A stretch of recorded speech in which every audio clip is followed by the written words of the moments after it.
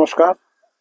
हामी हिमालय योग संस्था 2015 देखि नै जब युएनओले अन्तर्राष्ट्रिय योग दिवस 21 जुनको दिन पालन गर्ने जुन विश्वव्यापी एउटा निर्देश भनौँ जारी गरेको थियो, त्यही दिनदेखि अस्तित्वमा आएको हाम्रो कालेबुङ जिल्लाको हिमालय योग संस्था सधैँ यस वर्ष पनि हामी अन्तर्राष्ट्रिय योग दिवस पालन गरिरहेका छौँ।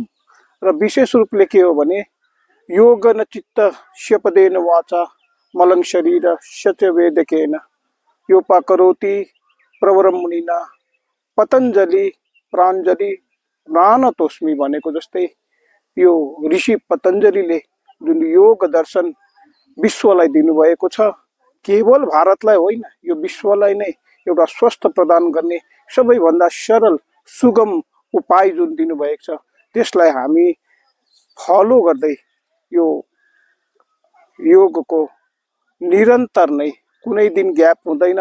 स्थानीय मङ्गलधाममा बिहानै 5 बजेदेखि लिएर 6:30 बजीसम्म निरन्तर, न दसैँको छुट्टी, न तिहारको छुट्टी, न जाडो न गरम, योग जब निरन्तर तपाईले गर्नुहुन्छ, योगद्वारा कतिको तपाईले फलीभूत पाउनुहुन्छ, त्यो तपाईले योग गरेपछि मात्र ताल पाउँछ।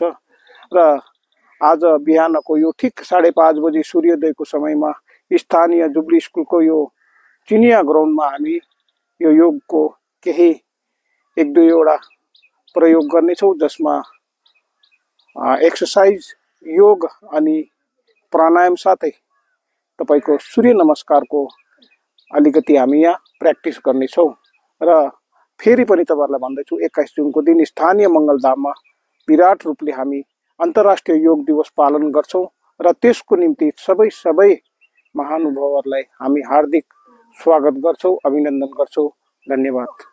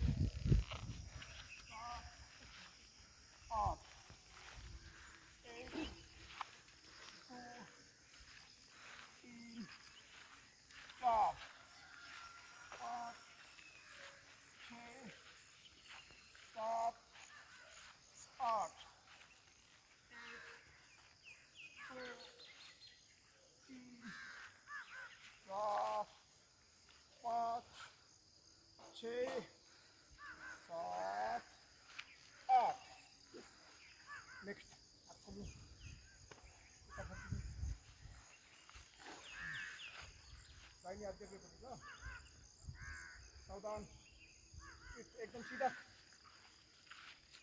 एक, हाँ, गुड। 2, एक, 2, एक,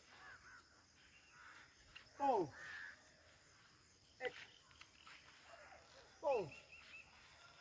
एक, 2,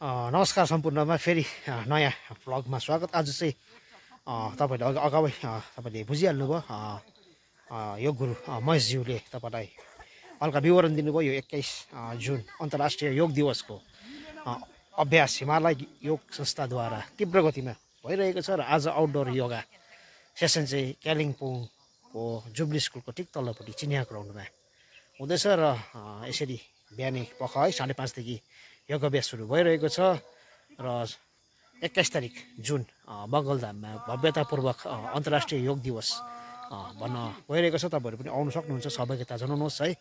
र आज हिमालय योग संस्थाले धेरै योगका ज्ञानहरू प्रचार प्रसारमा ल्याइरहेका छन्, योगका ज्ञानहरू बाँडिरहेका छन् है।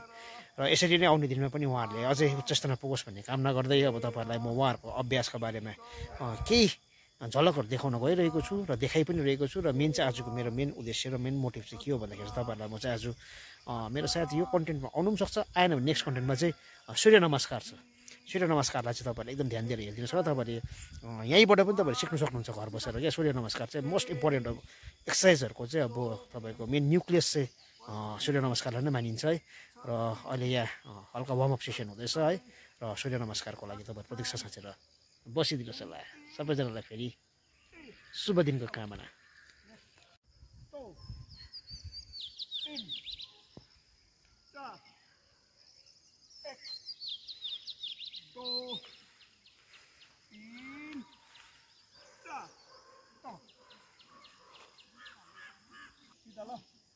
बडीलाई पुरा फर्काउनुहोस् ल, राम्रो देख्दैन नै फेरि कता फर्केको जस्तै देख्दैछ। एकदम यता फर्काउनुहोस्, अगाडिको खुट्टा 90 डिग्रीमै राख्नुहोस्।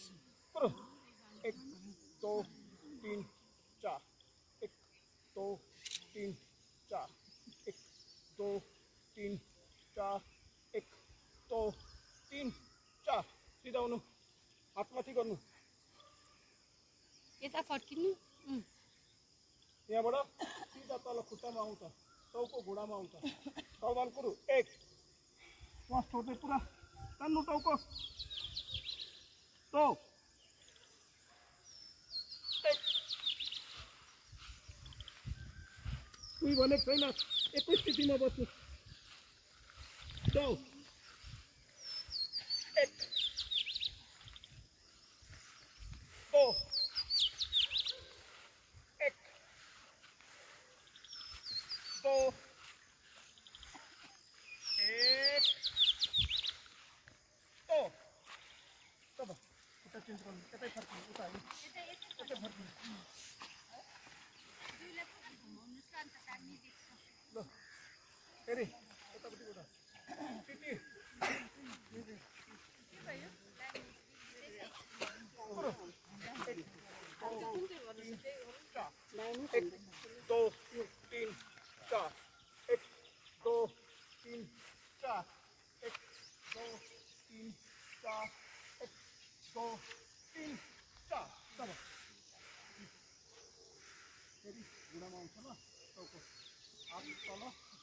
सावधान, श्वास छोड्दै पुरो, 1 2 सिधा माथि टाउको, 1 श्वास छोड्दै हातलाई चक्कर कानको पछाडि लाने, 2 1 2 दिदी सिधा आउनु, सिधा जानु, 1 सिधा आउनु हो, त्यसरी आउनुहोस् न, 2 नेक्स्ट